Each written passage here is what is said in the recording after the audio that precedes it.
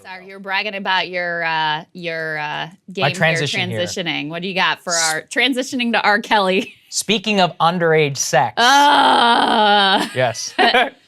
R. Kelly, R&B superstar, found guilty on all charges. Let's put this tear sheet up on the screen. This has been a long time coming. R. Kelly convicted on all counts after decades of accusations of abuse.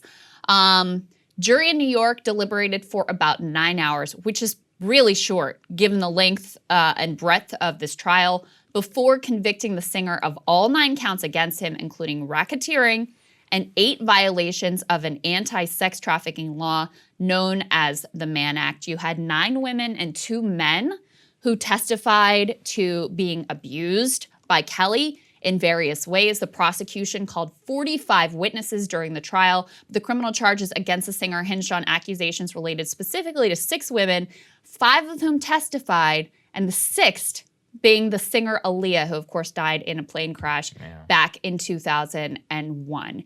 And you all know, I mean, this is significant on so many levels. First and foremost, what this man got away with for so many years because of his status as a wealthy celebrity is insane.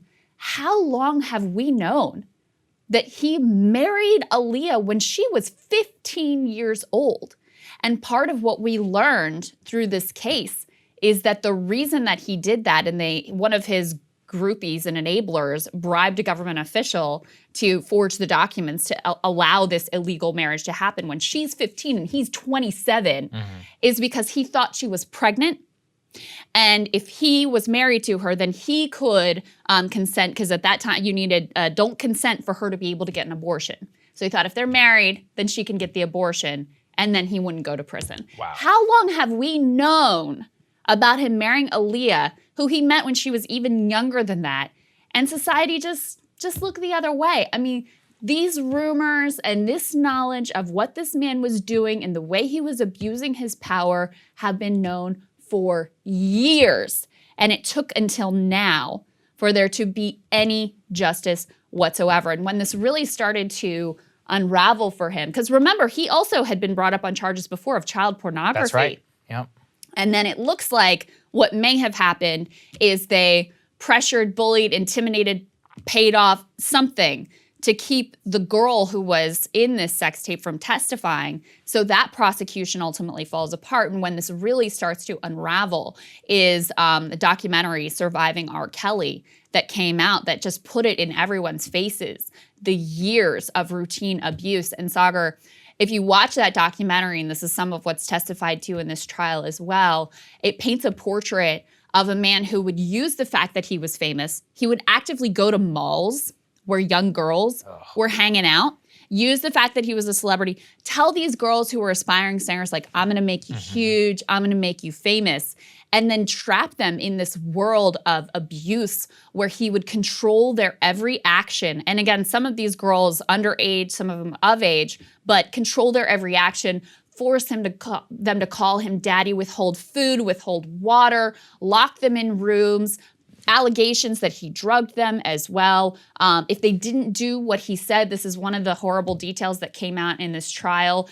One of the punishments was to smear feces on a girl's face and require her to eat. I mean, the most horrific things you can possibly imagine. And again, not once, not twice, routinely, systematically over decades. Yeah, and this is, again, what we're talking about in terms of corruption within our elite systems. This is the perfect example. Put that BBC tear sheet up there on the screen. I was 2 years old whenever he married Aaliyah, and she was 15 years old. 1994, we already knew it all the way there. He was sued in 1996. In 2001, he was sued by an intern. April 2002, 2 more court cases. June 2002, charged over child abuse videos. 2002 to 2004, arrests prompt further charges. 2017, allegations of a cult after the BuzzFeed story comes out. Even more people come forward in the press. Then we have a documentary. Then the documentary finally leads to charges. That famous moment, wherever he's in the CBS interview and he's like, I'm fighting for my life out here. then the breakdown, and finally, now 2021, he gets convicted in court. You pointed me towards this clip. I had no idea this even existed. Oh my God. But this is the craziest thing. You want to know whether the dude is a pedophile or not? Alleged pedophile for his lawyers. Well, I guess he's been convicted in a court of law. You want to know his predilections? Well, he was asked whether he likes teenage girls several years ago. Here's what he had to say. Do you like teenage girls? When you say teenage, how old are we talking? So that's my. How are we talking? That's my longtime friend, Torre, who I, of course, Yeah. worked with at MSNBC on The Cycle and who I'm still close with. And I talked to him about that interview. Yeah. By the way, his face after he says that, Torre's like, what do you mean define teenage? Yeah, Like, what do you mean, dude? we got a pretty, What? clear understanding of what Teenage, we're all you know. talking about here. 13 to 18. I mean, Yeah, like- he gave him this question because he felt obviously an obligation, wanted to ask the question, but he thought this is a softball. Like, obviously he's gonna course say, not, of course no, not. whatever, And, blah, yeah. and then when he gives this response, define teenage, what are we talking about? What ages? His jaw hit the ground. And this was years ago that this interview happened.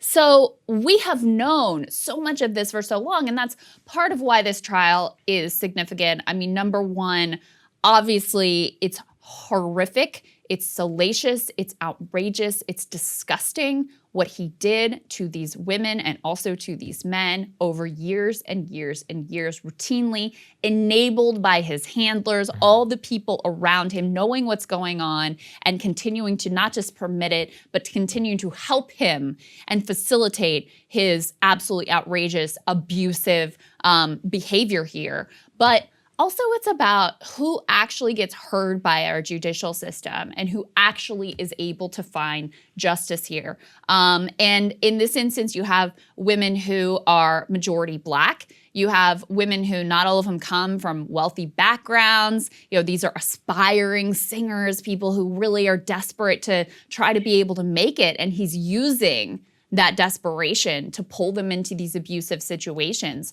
So that's the other reason why it's significant, but it's insane. It is so insane that it took this long. And then you think about the number of women and girls who continue to be subjected to abuse because everybody decided that his fame was more important than the lives of these women. One other detail from this trial that's also in the documentary is that he knew he had genital herpes and would intentionally, knowingly give it to these women, and had a doctor crime, actually. doctor Yeah. testify Right. to that fact as well. So just on every level, I think the youngest, his youngest survivor, 13,